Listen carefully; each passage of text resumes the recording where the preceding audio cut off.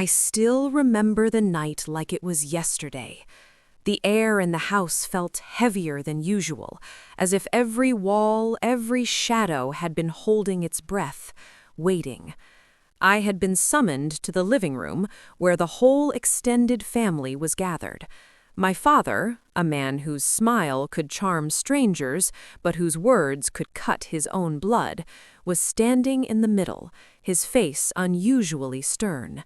40 faces turned toward me, and I felt every gaze weigh me down.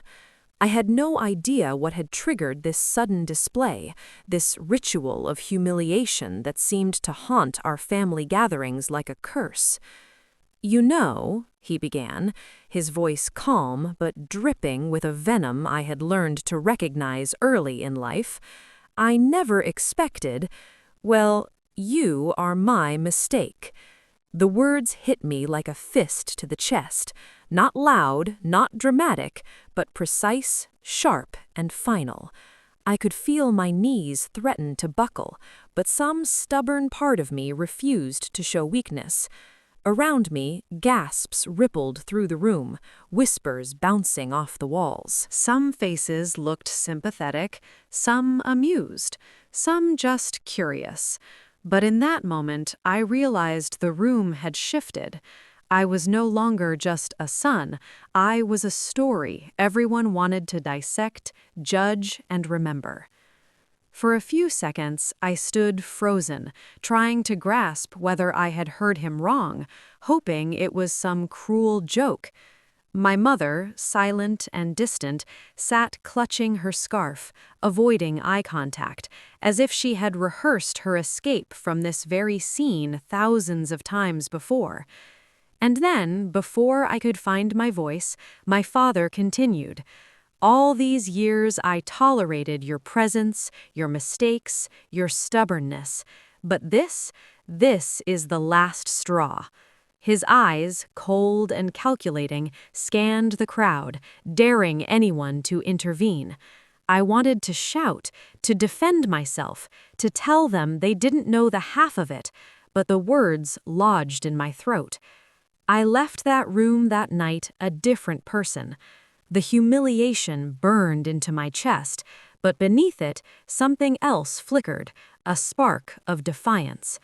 I didn't know then that the spark would grow into a fire that would consume every lie, every betrayal, every hidden truth. My father had misjudged me. He had underestimated me, and unknowingly, he had given me the weapon I would use to turn the tables. Over the following days, I replayed the scene in my head countless times. Every detail mattered. The way my relatives avoided my eyes, the subtle smirks on those who had always resented me, the trembling in my younger cousin's hands as he tried to laugh it off. I realized that this wasn't just about me. It was about power, perception, and control. My father had spent years constructing a narrative where he was the perfect patriarch and I was the inconvenient truth, the flaw in his immaculate picture. But narratives can be broken, especially when the truth is in your hands. I started quietly, observing, collecting little pieces of the story that no one else seemed to notice. The phone calls my stepmother made late at night, the way she avoided me in the house but smiled so convincingly in front of guests, the little inconsistencies in every tale that had been told about me over the years. Slowly, I began to understand. The humiliation was never just about a single incident, it was the culmination of decades of manipulation, of carefully planted lies designed to isolate me, to make me the black sheep in my own family. And then, one evening, while going through some old messages on my father's forgotten phone, I found them.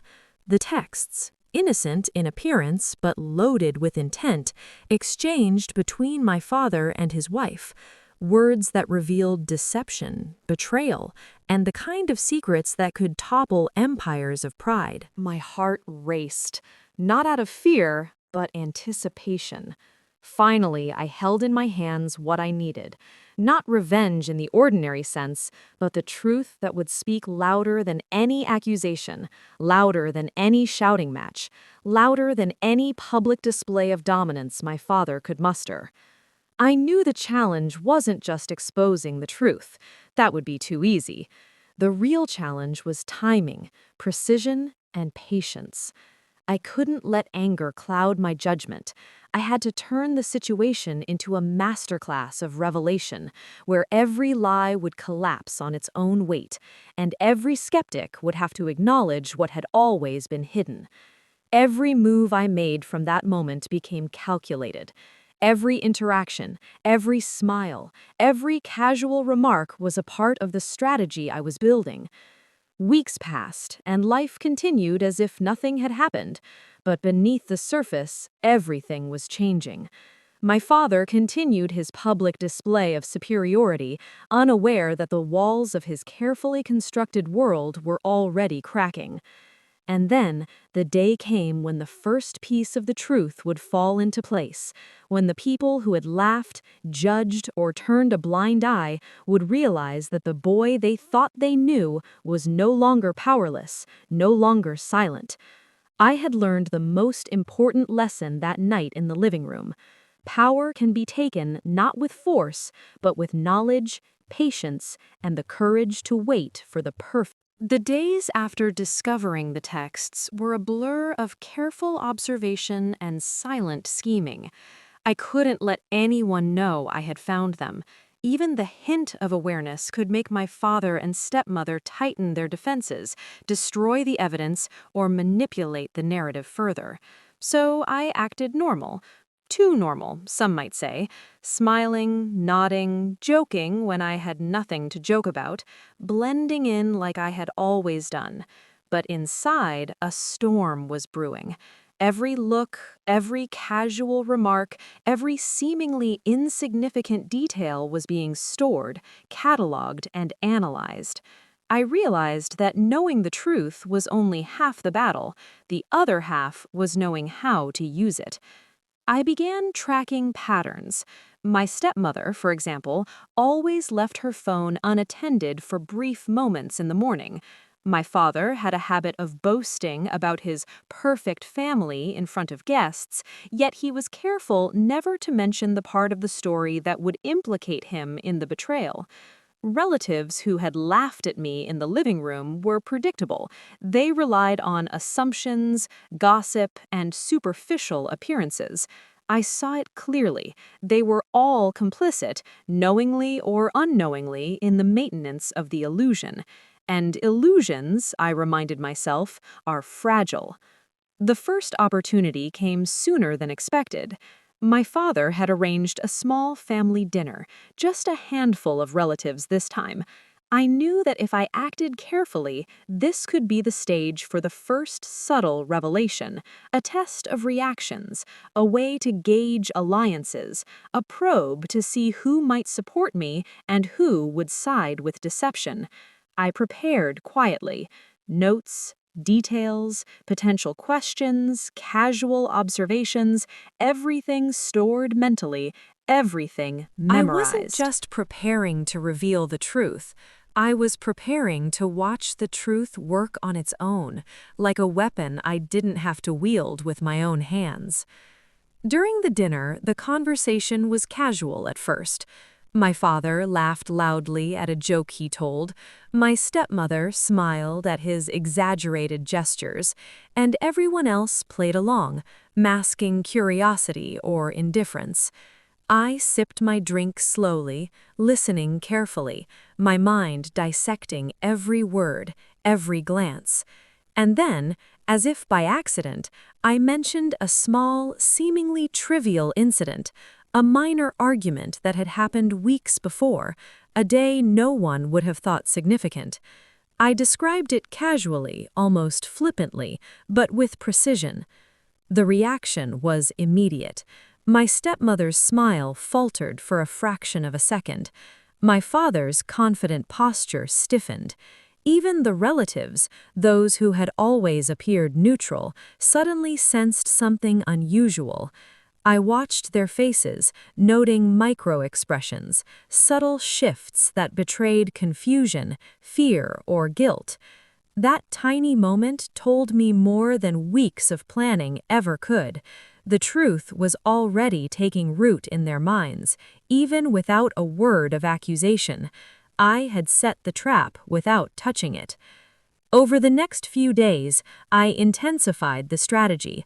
I engaged relatives in casual conversations, weaving hints that seemed innocent, insignificant, yet impossible to ignore if one paid attention. "Funny how some messages get deleted, isn't it?" I said to a cousin while laughing lightly. He looked startled, almost dropping his tea.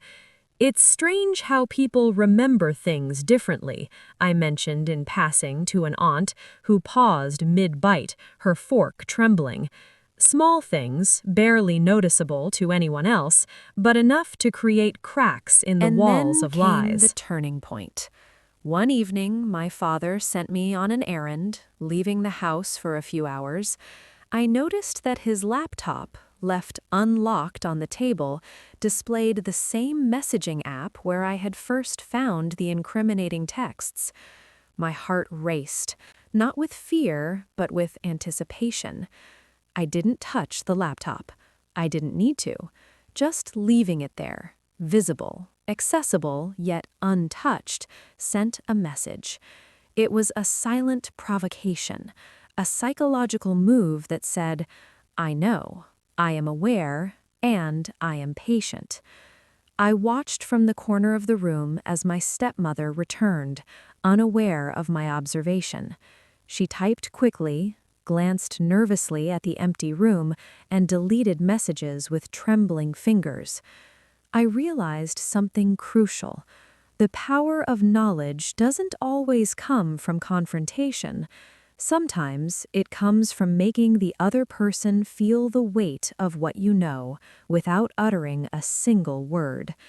They became the betrayers in their own narrative, unraveling before my eyes. By now, whispers had started to circulate among the relatives. Casual comments like, "Have you noticed how tense they've been lately?" or "Something seems off," were everywhere. My father still believed he controlled the narrative, but the subtle chaos I had initiated was growing beyond his perception. Every conversation I joined, every family event I attended became a test. Who would notice the inconsistencies? Who would question the stories they had been told? Who would side with truth when it finally emerged? And then, the day came when the first real confrontation was inevitable. My father, confident and unaware, gathered the relatives again, this time with an air of celebration, a toast to family, to harmony, to respect. I stood among them, calm, collected, yet every sense alert, every observation ready to record. As he raised his glass, smiling, I felt the shift in energy. It was subtle but undeniable. I had done enough with hints, with silent provocation, with carefully placed truths. The room was ready. The crowd was primed. The moment to turn whispers into undeniable reality had. The night of the gathering arrived like a storm waiting to break. Every detail had been considered. The timing, the presence of relatives, the subtle cues I had planted in previous days. I wasn't nervous. If anything, I felt a strange sense of control, as if the chaos that had been simmering beneath the surface was finally ready to reveal itself. My father, blissfully unaware, carried on with his usual theatrics, boasting about accomplishments, family harmony, and respectability. But beneath his confident exterior, cracks had already formed, invisible to him, visible to everyone who had eyes to see. I began casually, joining conversations with a smile, asking innocent questions, laughing at jokes, but with every word, every glance, I nudged reality closer. "It's amazing how memories differ," I said softly to a distant cousin who had always been my silent supporter. He blinked, then nodded, clearly understanding the unspoken implication. I let it hang in the air, unspoken but sharp, a blade hidden in plain sight. Around me, the relatives began to exchange subtle glances, small murmurs barely audible, a tension that had never existed before. The air was thick with suspicion, uncertainty, and anticipation. Then, as the dinner progressed, I executed the first deliberate move. My stepmother, seated across from me, was distracted by her phone. I waited until my father was momentarily engaged with someone else, and then, with calm precision, I mentioned an event from weeks ago, a seemingly trivial incident, but one that contradicted her earlier statements in front of the family. Funny how last month you said one thing and the messages seemed to tell another story, I said lightly, not raising my voice, not pointing fingers, just letting the truth linger like smoke in the Her room. reaction was immediate. Her smile stiffened, her fingers tightened around the fork, and her eyes flicked toward my father, silently pleading for support. My father, however, caught the subtle shift in energy, but misread it, assuming she was nervous about something unrelated. That miscalculation was crucial. The seed had been planted. Some of the relatives leaned in, trying to catch the nuance, their curiosity piqued, their assumptions shaken. The room had begun to shift. The invisible walls of deception were cracking, and everyone could feel it, even if they didn't fully understand why. I continued with subtle precision, weaving truths into casual remarks, letting them float without direct accusation. It's interesting, I said, how people try to rewrite history when they think no one is paying attention. Heads turned, whispers began, and I felt the collective tension escalate. I wasn't forcing revelations, I was guiding them. The power of the truth is subtle, relentless, and unstoppable when presented with patience and timing. As the evening unfolded, I introduced the most critical element, evidence, not in a dramatic flourish, but in a casual, unassuming way. I mentioned a message I had seen on my father's phone, one he thought I had not noticed. I described it without emotion, without judgment, just stating facts. The reaction was instantaneous. Gasps, frozen faces, eyes darting around the room. My father's confidence wavered, his hands gripping his glass tighter, a flicker of doubt crossing his eyes. My stepmother's face turned pale, and she murmured something under her breath, hoping no one would hear. The relatives were caught in a whirlwind of realization. The careful narratives they had accepted as truth now seemed fragile, inconsistent, and suspicious. Some whispered to one another, trying to make sense of the contradictions. Others stared at me, some with suspicion, others with awe. I had expected resistance, denial, even anger, but what I witnessed was a mix of confusion, curiosity, and growing belief. The strategy was working. Truth, when presented like a whisper carried by the wind, had a power that confrontation alone could never achieve. By the end of the evening, the first cracks had become visible. Relatives who had once sided silently with my father began questioning, subtly, in private corners, in hushed tones. Some of them approached me with quiet acknowledgement, a small nod or a tentative smile, signaling that they were aware, that they understood, that the balance of perception was shifting. I had not shouted, I had not demanded justice, but the effect was undeniable.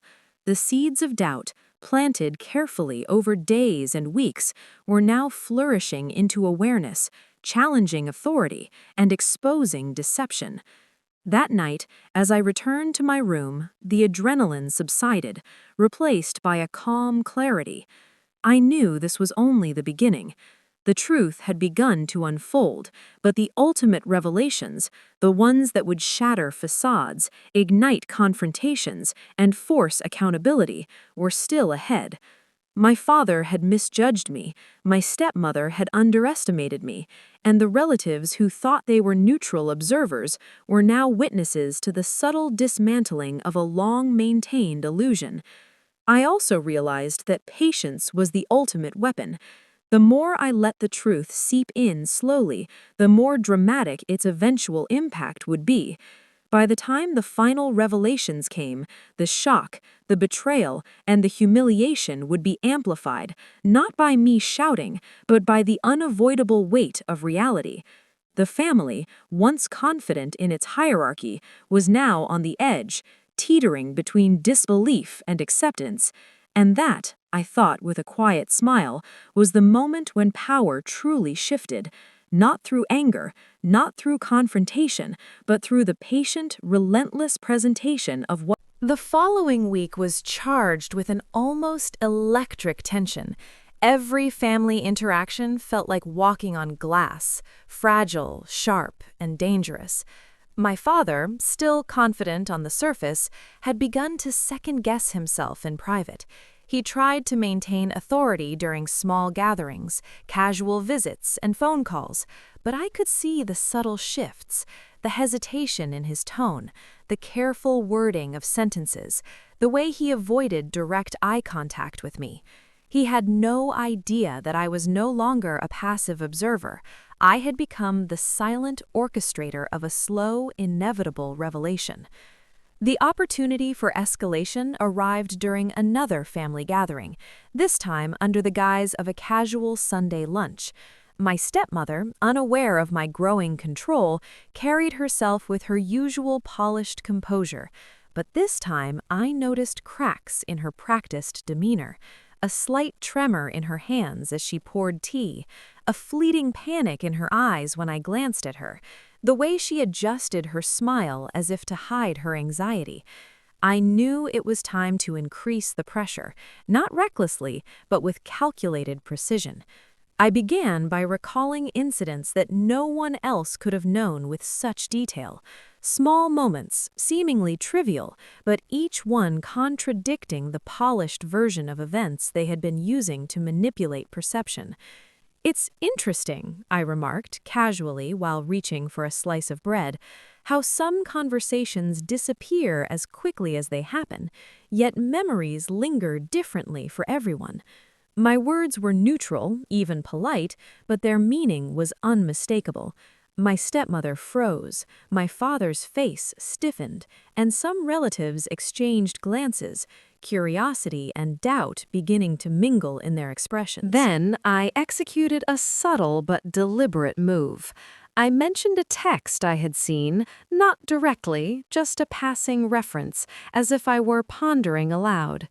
"Funny," I said, "how some messages seem to tell one story and the person who sends them tells another entirely." The effect was instantaneous. My stepmother's carefully constructed facade cracked.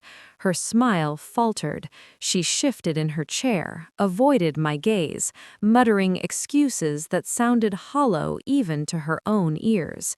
My father, still trying to maintain control, misread the moment as a minor inconvenience, but the truth was already in motion, unstoppable and undeniable. Whispers began to ripple through the room. Cousins and aunts, who had previously looked on in curiosity, now glanced at one another with growing suspicion. Questions formed silently in their minds. Could what he's implying be true? Was our image of the family just a carefully constructed lie? I saw some of them lean closer, whispering quietly, while others stared at me, evaluating, calculating, uncertain. The tension was thick, almost palpable, and I allowed it to linger. I didn't have to speak more. The seeds had been planted, and nature, the truth, was doing the rest. As lunch progressed, I increased the intensity without seeming to do so. I recounted minor details from past conversations, events, and encounters that only someone who had access to private messages could know. Each story I told was woven seamlessly into casual dialogue, never appearing confrontational, never pointing directly at anyone. The effect was devastating. A combination of doubt, unease, and growing realization swept across the room. My stepmother whispered under her breath, trying to justify inconsistencies, but the relatives were beginning to see through her. Their eyes lingered, sharp, questioning. Finally, the moment of confrontation arrived, not mine, but theirs. A distant cousin, emboldened by what he had pieced together over the previous week, spoke first. I think we need to talk," he said hesitantly, glancing from my father to my stepmother, then at me. His words were careful, polite, but the weight was undeniable. One by one, relatives began to voice concerns, questions, doubts. The polite dinner had transformed into an interrogation of truth. My father's composure cracked. He tried to deflect, to explain, to assert control, but each excuse collided with evidence, with subtle hints, with small contradictions I had planted and allowed to surface at their own pace. By the end of the afternoon, the room had transformed. What was once a stage for my father's authority had become a theater of reckoning. Lies that had been sustained for years were exposed through subtle observation, evidence, and patient strategy. My stepmother, panicked, attempted damage control, but it was too late. The relatives had begun to align with reality, to question long-held assumptions, to see me not as a mistake, not as a scapegoat, but as someone who had been unjustly marginalized. I didn't shout. I didn't confront. I simply allowed the truth to reveal itself through observation, carefully chosen words, and silent evidence. And in doing so, I realized the most powerful lesson of all. Confrontation isn't always direct.